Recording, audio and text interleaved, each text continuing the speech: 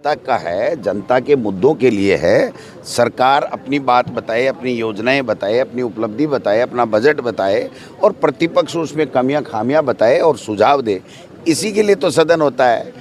अब इंदिरा जी के अपमान के लिए या किसी महापुरुष के लिए, पूर्व प्रधानमंत्री के लिए जो सदन का सदस्य भी नहीं है, आज इस दुनिया में भी नहीं है, उनके अपमान के लिए तो ये सदन मैं समझता हूँ होता नहीं है।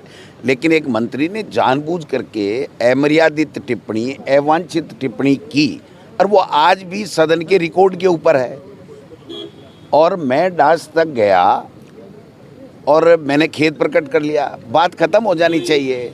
आप अखबारों पे मिथ्या कपोल कल्पित कोई न्यूज़ बना करके और सदन में उसके ऊपर चर्चा करा करके किसी के व्यक्ति के चरित्र पर, उसकी योग्यता पर आप प्रश्न चिन्ह लगा करके और क्या साबित करना चाहते हैं? ये साबित यही करना चाहते हैं कि आरएसएस की ये आइडियोलॉजी है उनकी कि वो कभी चुनाव नहीं लड़ते, चुनाव बीजेपी लड़ती है, सरकार वो चलाते हैं। तो उनका एक एजेंडा है कि गोविंद डोटासरा को क्रेज करो। मुझे एक बात बता दो, क्या उस मंत्री की असंसदीय टिप्पणी, जिसके लिए माननीय अध्यक्ष ये कह रहे हैं कि मंत्री की टिप्पणी हटाने की और उसकी माफ़ी की बात हुई थी, क्या वो हो गई? क्या वो कह रहे हैं डास्क पर गोविंद डोटासरा और सदस्य चढ़े, उसके लिए खेद प्रकट करो।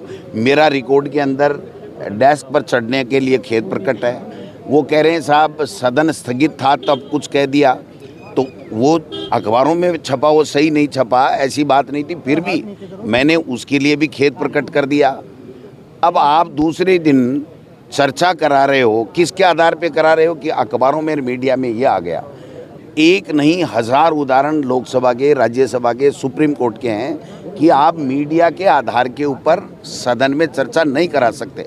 और चर्चा नहीं, चर्चा तो कराई सो कराई, लेकिन वहाँ पर यह व्यवस्था दे दी कि ये गोविंद डोटासरा सदन का सदस्य बनने लायक ही नहीं है। अब इतनी बड़ी बात होगी कि भाई गोविंद डोटासरा किन शब्दों में क्या खेद प्रकट करे, डेस्क पर चढ़ने की बात ही कह रहे हैं। और ये जो घटनाक्रम जितना भी हुआ उसके बाद में ही तो मैंने खेद प्रकट किया है।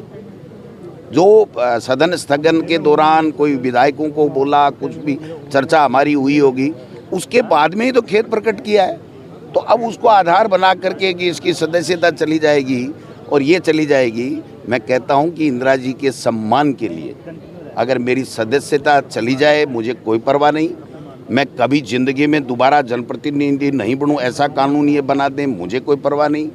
लेकिन वो सम्मान जब वो चेयर का चाह रहे हैं और पूर्व प्रधानमंत्री भारत रत्न, उसका सम्मान की उनको परवाह नहीं है, उसको जस्टिफाइड मदन राठौड़ जी भी कर रहे हैं, इनका प्रभारी गुप्ता जी भी, अग्रवाल जी भी कर रहे हैं, और मुख्यमंत्री मौन धारण किए बैठे हैं, कोई बात ही नहीं कर रहे, वो कह ही नहीं रहे।